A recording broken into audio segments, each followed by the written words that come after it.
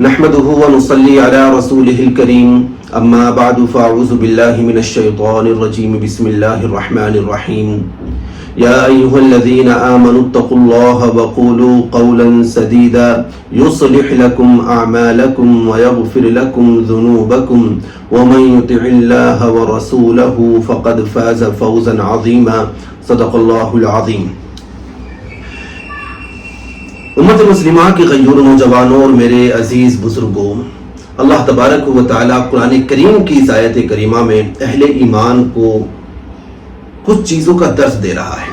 پہلی چیز جو اللہ رب العزت فرما رہا ہے وہ بالکل واضح ہے کہ اللہ سے ڈرو. یا ایھا الذین آمنوا اتقوا اللہ، اے ایمان والو اللہ سے ڈرو. یعنی ہمیں ہر معاملے میں ہر قدم اللہ سے ڈر کر کے اٹھانا ہے. ہمیں اللہ سے بغیر ڈرے دنیا میں ایک سانس بھی نہیں لینی ہے. تو ہمیں ہر معاملے میں اللہ سے ڈرنا چاہیے، چاہے ہماری تجارت ہو، زراعت ہو، ہماری جاب ہو، ہماری دنیاوی جو بھی معاملات ہیں یا اخروی جو بھی معاملات ہیں، ہمیں ہر قدم پر اللہ رب العزت سے ڈرتے ہوئے اس کی محبت کی خاطر ہمیں قدم اٹھانا ہے کہ ہمارا اللہ ہم سے ناراض نہ ہو جائے. ہمیں اس کی ناراضگی سے ڈرنا ہے. اس کی ناراضگی کی وجہ یہ ہو سکتی ہے کہ ہم اس کی نافرمانی کر دیں، اس کی حکم عدولی کر دیں، اس کے حکم کے خلاف کوئی ہم ایسا کام کر دیں جس سے ہمارا اللہ ہم سے ناراض ہو جائے. یہی اللہ سے ڈرنا ہے.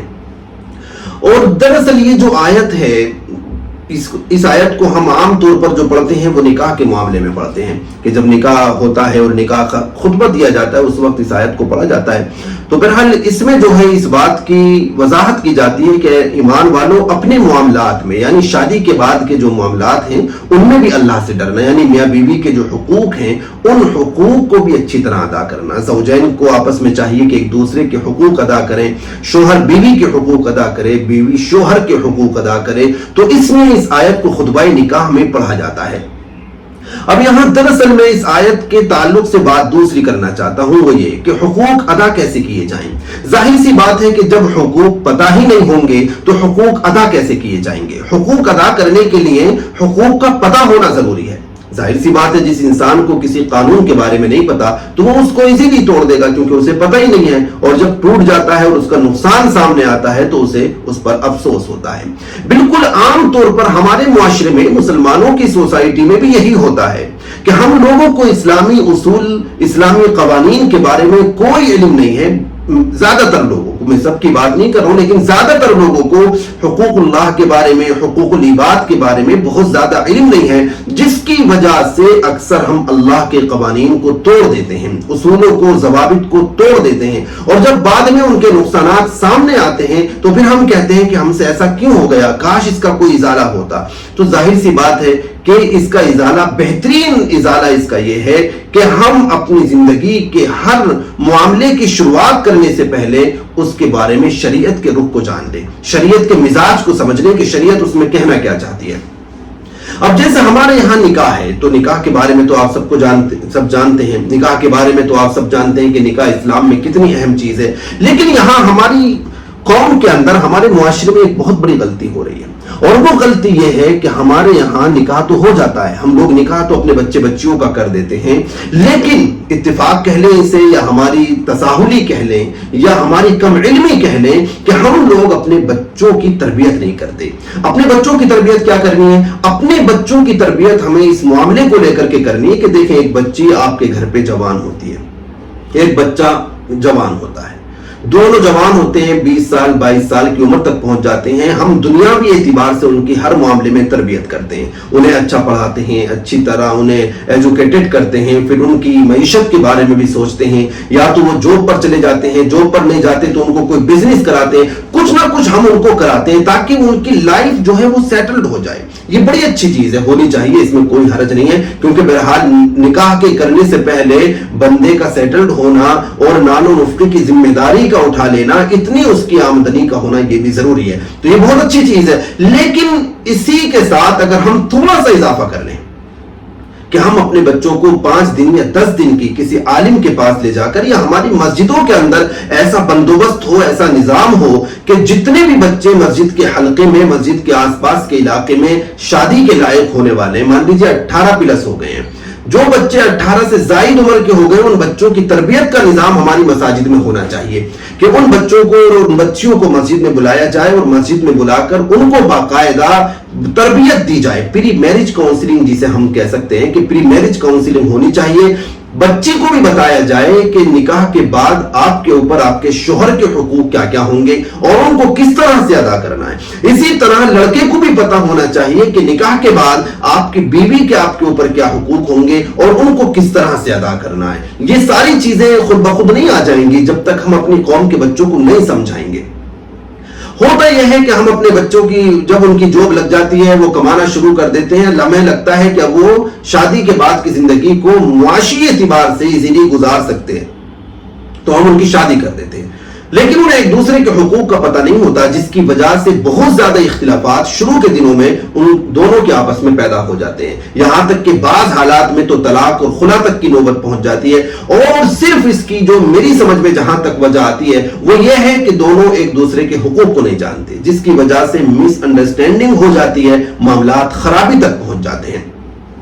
تو میں سمجھتا ہوں کہ ہماری مسجدوں کے اندر اس طرح کا ماحول ہونا چاہیے, اس طرح کا بندوبست ہونا چاہیے کہ ہر لڑکے اور لڑکی کو شادی سے پہلے ان کی تربیت کی جائے, پری میرج کاؤنسلنگ کی جائے, ان کو سمجھایا جائے, ان کو حقوق یاد دلائے جائیں, ان کو لکھوائے جائیں کہ آپ کے ایک دوسرے کے کیا حقوق ہوں گے. تو جیسا کہ ایک عام سی بات ہے کہ لڑکے کی شادی ہو گئی اسے بیوی کے حقوق کا نہیں پتا, لڑکی کی شادی ہو گئی اسے شوہر کے حقوق کا نہیں پتا, لڑکے کو شادی کے بعد اپنے ماں باپ کے ساتھ کس طرح پیش آنا ہے اور لڑکی کو اپنی شادی کے بعد کس طرح اپنے ماں باپ کے ساتھ اور کس طرح اپنی سسرال والوں کے ساتھ یعنی کہ اپنے شوہر کے گھر والوں کے ساتھ پیش آنا ہے. ہم کسی بھی طرح کی ہمارے سماج میں ہمارے معاشرے میں دینی مزاج کے ساتھ کوئی تربیتی نظام نہیں ہے, جس کی وجہ سے بہت زیادہ مسائل جو ہے وہ اختلافات کا شکار ہو جاتے ہیں.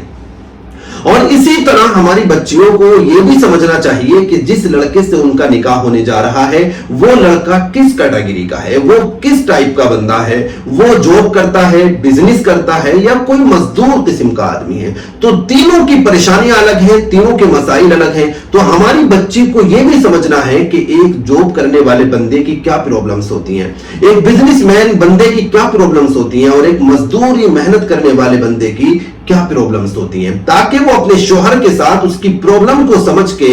اس کے ساتھ معاملہ کرے, اس کے ساتھ ان اخلاق سے پیش آئے. کیونکہ سب کی ڈیفرنسز پرابلمز ہیں, سب کی ایک جیسی پرابلم نہیں ہے. تو ہمیں ان کو سمجھنا ہے. جب ہم ان کو سمجھ لیں گے اور اپنے شوہر کی اپنے شوہر کے مسائل کو اور اس کی چیزوں کو ہم سمجھ لیں گے تو ہمارے لیے زندگی گزارنا آسان ہو جاتا ہے.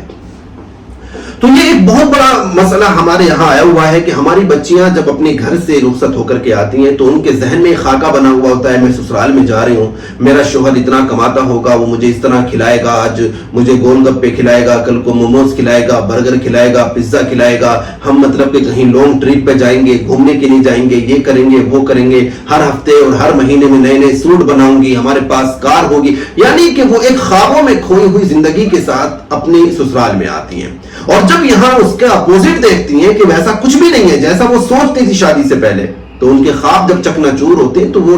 مطلب کہ ٹینشن کا شکار ہو جاتی ہیں اور وہ گھر کے اندر پرابلمز کریٹ کرنا شروع کر دیتی ہیں, کیونکہ ان کے جو خواہشیں ہیں وہ بہرحال پوری نہیں ہو رہی.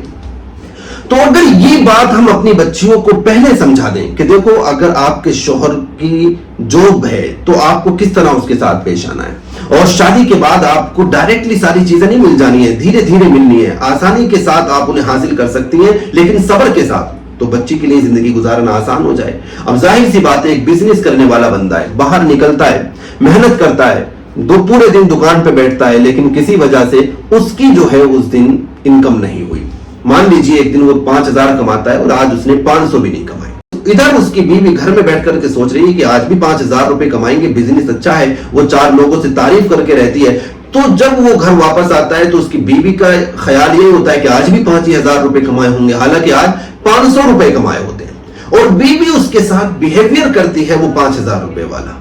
جس کی وجہ سے اکثر ان باتوں پر آ کر کے لڑائی ہو جاتی ہے کہ کیونکہ ہر دن جو ہے سچویشن ایک جیسی نہیں رہتی.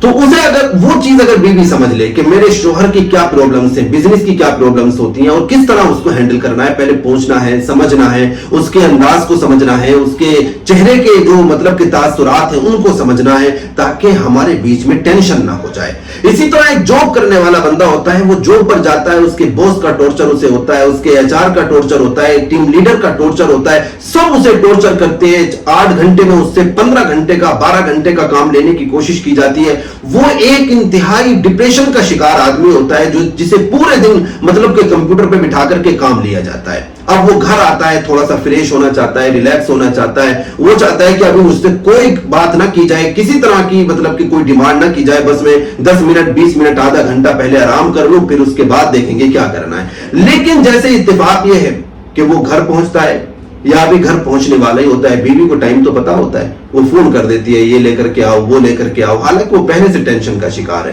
یا وہ گھر آیا ہے، گھر آتے ہی فوراً اس نے اپنی ڈیمانڈ سامنے رکھ دی کہ یہ نہیں لانا، وہ نہیں لانا، یہ کرنا ہے، وہ کرنا ہے، وہ پہلے سے ڈپریشن کا شکار ہے، مزید آپ نے اسے پریشانیوں میں ڈال دیا ہے، جس کی وجہ سے لڑائیاں ہو جاتی ہیں۔ اسی طرح ایک محنت مزدوری کرنے والا بندہ ہے کہ وہ محنت مزدوری کرتا ہے، ضروری نہیں ہے کہ وہ ہر دن 1000 روپے کمائے، ممکن ہے کہ وہ 500 روپے کماتا ہو، 300 کماتا ہو، 400 کماتا ہو، تو آپ کو اس کی انکم کے حساب سے اپنی زندگی کو سیٹل کرنا ہے۔ یہ نہیں کہ میرے تو شوق 1000 اور 2000 والے ہیں، آپ کی انکم کتنی بھی ہو اس سے میرا کوئی واسطہ نہیں ہے۔ جب اس طرح کا اگر ہمارا حال احوال ہوگا تو ہمارے رشتے خراب ہو جائیں گے، ریلیشن خراب ہو جائے گا، ٹوٹ پھوٹ کا شکار ہو جائے گا، اور جس کے بعد ہماری بھی اور ہمارے شوہر کی بھی زندگی تباہ ہو جائے گی۔ تو ہمیں اس چیز کا انتہائی خیال رکھنا ہے۔ یہ وہ چیزیں ہیں، بیسک چیزیں، جن کے بارے میں سمجھتا ہوں کہ ان چیزوں کی تربیت شادی سے پہلے ایک جگہ ہونی چاہیے۔ ہر مسجد میں اس طرح کا نظام ہونا چاہیے پری میرج کاؤنسلنگ کا، کہ جہاں 18 سال کے بعد کے بچے اور بچیوں کی بٹھا کر کے باقاعدہ تربیت کی جائے۔ بیوی کے کتنے حقوق ہیں شوہر کو اچھی طرح سمجھائے جائیں، شوہر کے کتنے حقوق ہیں بیوی کو اچھی طرح سمجھائے جائیں۔ اسی طرح شادی کے بعد اگر بیوی سیپریٹ مکان میں کہیں رہنا چاہتی ہے، جوائنٹ فیملی کے ساتھ وہ نہیں رہنا چاہتی، تو وہ اس کا حق ہے، تو وہ حق اس کا دیا جائے۔ ورنہ تو آپ اپنے ماں باپ کی خاطر اسے اپنے یہاں زبردستی رکھ تو سکتے ہیں جوائنٹ فیملی کے ساتھ، لیکن جو زندگی کا سکون ہے وہ برباد ہو جائے گا۔